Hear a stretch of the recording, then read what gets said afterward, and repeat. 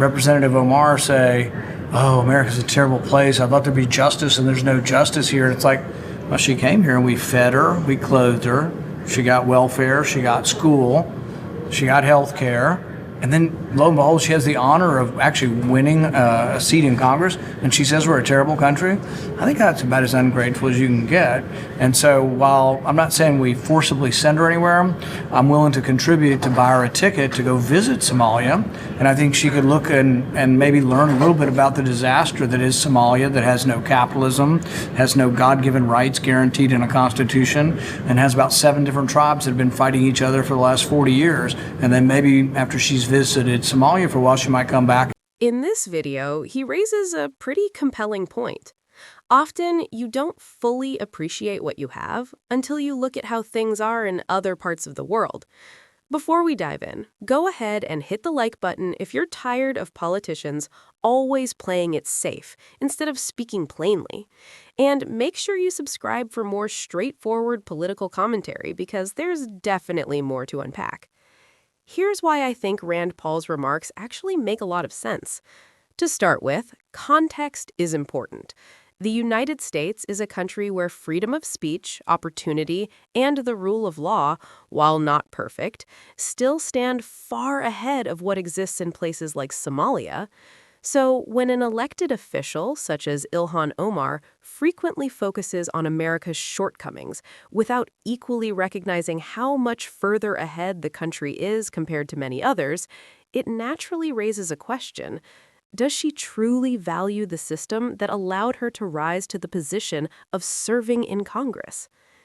Rand Paul wasn't claiming that America is beyond criticism. That wasn't his point at all. Rather, he was emphasizing that when someone comes from a country that has struggled with warlords, deep corruption, and extreme poverty, there's a certain perspective that shouldn't be overlooked. Despite its constant debates, protests, and sometimes chaotic politics, America still offers a platform. It still offers safety. It still provides freedoms that billions of people around the world would risk everything to experience. And to be fair, I understand why some people think Rand Paul's tone can come across as sharp. But sometimes a blunt truth is exactly what cuts through all the noise. You don't solve America's problems by portraying it as the worst place on earth. Real progress comes from recognizing what works, appreciating those strengths, and then working to fix what doesn't. Another point that often gets overlooked is that this isn't about shutting down criticism. Rand Paul isn't saying Ilhan Omar shouldn't criticize America. His argument is about keeping perspective and understanding the broader comparison. Criticism is necessary in any democracy, but when the narrative becomes entirely negative, it can distort what the country actually represents. Think of it this way. America is like a family. You don't pretend your family is perfect, but you also don't stand outside the house loudly declaring how terrible they are while the neighbor's house is literally on fire. You work on the problems at home while still appreciating the fact that you have a home to begin with. And to be clear, pointing this out isn't about xenophobia or hostility toward immigrants. It's really about perspective. Millions of immigrants have come to the United States precisely because, despite its flaws, it offers opportunities they never had in their home countries. That reality is worth recognizing, and it's something leaders should remember. So yes, I think Rand Paul made a meaningful point. Debate and criticism should absolutely continue wherever they're justified. But at the same time, we shouldn't lose our sense of gratitude. Because gratitude is what keeps a society focused on improving, rather than simply tearing itself down. The form of the resolution is as follows. House Resolution 713. Censuring Representative Ilhan Omar of Minnesota and removing her from the Committee on Education and Workforce and the Committee on the Budget. Whereas Charlie Kirk was a lifelong advocate for freedom of speech, civil political discourse, and the political engagement of youth. Whereas Charlie Kirk was a man of deep faith, a husband, and a father to 2 young children.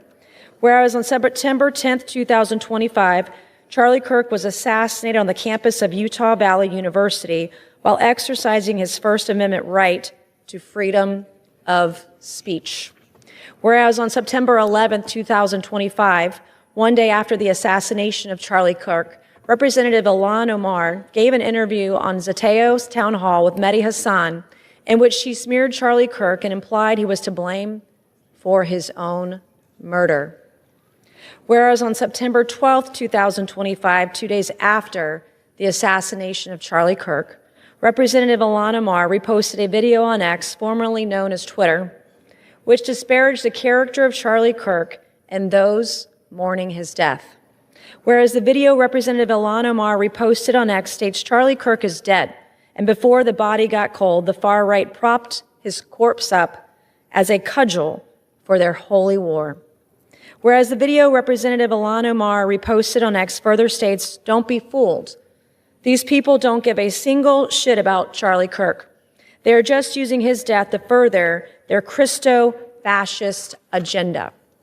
Whereas the video Representative Ilhan Omar reposted on X further states Charlie Kirk was a reprehensible human being. He enacted his political agenda by preying on weak-minded people. He took complex socioeconomic issues and simplified them by pointing fingers at outgroups, demonizing those groups, and sicking his massive following on them. Whereas the video Representative Ilhan Omar reposted on X further states Charlie Kirk was a stochastic terrorist, an adamant transphobe. He denied the genocide happening in Palestine. He believed the subjugation of women, and in his last dying words, he was spewing racist dog whistles.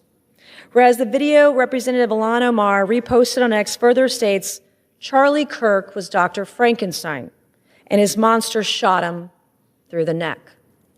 Whereas the video Representative Ilhan Omar reposted on X further blames Charlie Kirk for his own murder. Whereas Clause 1 of Rule 13 of the Rules of the House of Representatives provides a member, delegate, resident commissioner, officer, or employee of the House shall behave at all times in a manner that shall reflect credibility on the House. Whereas Representative Ilhan Omar's actions in the wake of the assassination of Charlie Kirk are reprehensible and affect the dignity and integrity of the proceedings of the House and do not reflect the credibility on the House. Now, therefore, be it resolved that Representative Ilhan Omar of Minnesota be censured. Representative Ilhan Omar forthwith present herself in the well of the House of Representatives for the pronouncement of censure. Representative Ilhan Omar be censured with the public reading of this resolution by the Speaker, and Representative Ilhan Omar be and is hereby removed from the Committee on Education and Workforce and removed from the Committee on the Budget of the House. All right, now that you've watched the full clip, let's talk about it. This is one of the reasons I respect Nancy Mace. She doesn't tiptoe around issues or try to soften her stance. She approaches them directly and with confidence. In this moment, she held her ground in a way that, frankly, made some of her colleagues look hesitant by comparison. And honestly, that kind of directness is refreshing, especially when many people are frustrated with career politicians who constantly choose their words just to avoid upsetting anyone. What really stood out to me is that Nancy Mace wasn't speaking just to create noise or grab attention. She was making a clear point. She challenged what she saw as hypocrisy, called things as she believed they were, and didn't appear worried about the backlash that might follow. That kind of willingness to speak plainly is something many people feel is missing in Congress today. Think about how often leaders bend under pressure. Too many times, politics becomes about protecting party interests or maintaining power. In this case, what you saw was someone putting their principles first. She expressed what she believed and stood behind it. And even if someone doesn't agree with her on every issue, there's still something to be said for that level of authenticity. Another important part of moments like this is the ripple effect. When one lawmaker takes a firm stance, it can encourage others to do the same. It sends a message that you don't always have to play the typical Washington game. You can speak honestly and stand by your position. That kind of example can raise the standard for how leadership is expected to behave. Of course, critics will likely interpret the moment differently. That tends to happen whenever someone pushes back against an established narrative. But in many ways, the strong reactions only reinforce the impact of what was said. If people feel shaken or defensive, it usually means the message touched on something meaningful. To many voters, Nancy Mace represents a style of leadership they've been wanting to see more of: direct communication, fewer political filters, and less reliance on rehearsed talking points. In today's political climate, that level of straightforwardness is relatively uncommon. So here's the big takeaway. Whether someone identifies as Republican, Democrat, or Independent, it's hard to deny that this kind of leadership disrupts the usual pattern, and Washington often needs that kind of disruption. Now, I'm curious to hear your perspective. Do you think Nancy Mace is one of the few politicians currently standing firmly on principle, or do you see it differently? Share your thoughts in the comments. And if you enjoyed this reaction, make sure to like the video, subscribe, and share it with others. The more attention we bring to leaders who are willing to speak openly, the more influence that kind of approach can have.